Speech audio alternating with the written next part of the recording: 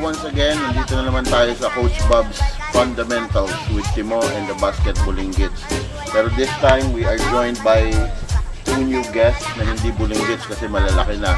Anyway, small or big, lahat ng mga bata will benefit from this tutorial. Today, we're going to tackle the ball hugging problem of most players nowadays. Ang ball hugging sa Tagalog, alam niyo guys, yun yung pagbabuakaw. Yun yung sinasabi nilang buwakaw, buwaya, ball hug, o matakaw sa bola. Alam niyo talagang likas sa ibang bata na maging ganon ang ugali pagdating sa basketball. Hindi lahat ng bata ay willing to share the ball with their teammates. But I have one drill, as a matter of fact, it's a game that I modified to encourage the children to pass the ball to their teammates. It will also encourage them to trust their teammates' skills and capabilities. But before that, we're gonna teach you how to do a little stretching before the game to avoid injuries. At ang stretching na gagawin natin ngayon ay yung tinatawag kong pole stretching. So, Ayang, dadalhin niya yung, pasensya na kayo sa ating pole. Gagamitin natin ng mga poles na to para makapag-stretching. Ito ka muna, sige, hawakan mo muna ang isa. All you have to do is to put this pole sa likod. Madali lang to, actually ginagawa to ng karamihan ng mga bata or mga athletes. Igaganyan mo. Pwede kang mag-side to side, pwede ka rin bumaba. Ganon. Okay, maraming variations to. Later ituturo ko. But for the meantime, gagawin muna ni Ayang yung isang variation nitong pole stretching. Hindi ka Ayang sa gitna.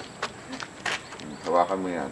Ang una natin ituturo kay Ayang ay ang isang variation ng pole stretching. Hawakan mo ganyan. Tapos, yan, hawak ka, maayos dapat. Tapos gumanyan ka. Yan. Okay. Tapos sumigaw ka na, taho!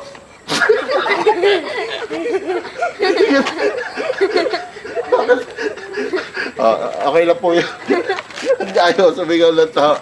Anyway, sige, gagawin na po natin ng ating parang simulation game na mag-e-encourage sa mga bata na magpasa ng bola. So what we're going to do now is we're going to divide the kids into two teams with 3 members each. Joshua, dito ka. Si Rose, Derek Rose. Caleb, dito ka. Ken, doon ka. Dito ka Ayang. Doon ka Players. Magkapatid. Okay. Ang gagawin natin is they will play a normal game like an ordinary half-court game. But this time, they will only be allowed to dribble the maximum of 3 dribbles. And after that, they will have to pass to their teammates. Malinaw ba? Pag nakadribble kayo ng more than 3, that's a violation. Sa kalaban, mapupunta ang bola. So, bola ng side ni Ken. Depensa kayo. Man-to-man tayo. Hanap kayo ng bantay nyo. Yan. O, 3 dribble. O, 3 dribble maximum, ha. O, 3 na. Okay, good.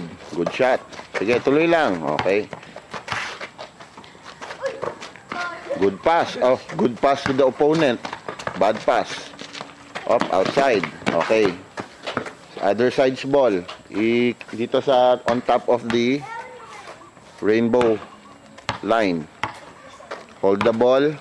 And then you are allowed to make 3 dribbles only. Pass. Pass. Good pass. And score. Oh, other side naman ulit. Dito sa Rainbow Country ang ano.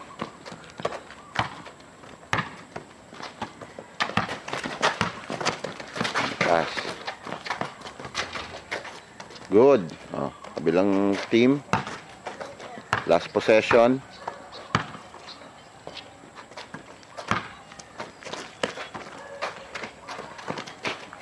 Good shot.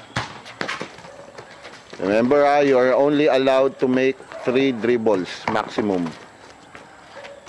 Good shot. Okay, that's it guys. Thank you. So there you have it. Nakita nyo naman that the kids were forced to make assists and passes because they were only allowed to make 3 dribbles, and then they have to pass and to shoot the ball. Kita nyo yung salitang buwakaw na wala. Kasi otherwise, maba-violation sila. Kung ganun ang gagawin ng mga coaches, masasanay talaga ang mga bata na to move without the ball. Yung moving without the ball, yun yung kahit wala kang ball ang hawak, hindi ikaw nagdi-dribble, you are forced to move around para makakuha ka ng opening. At the same time, ma-encourage din sila na tumira agad as soon as the shot is available. Hindi na yung kung ano-ano pang ginagawa, yung mga N1 exhibition. Because that's only good for entertainment. But in real basketball, guys, mahalaga na bawat galaw, bawat tira, bawat pasa ay simple pero effective. So thank you once again for joining us, and tune in next time for the next episode of our Coach Bob's Fundamentals with Timo and the Basketballing Kids. Guys, say bye.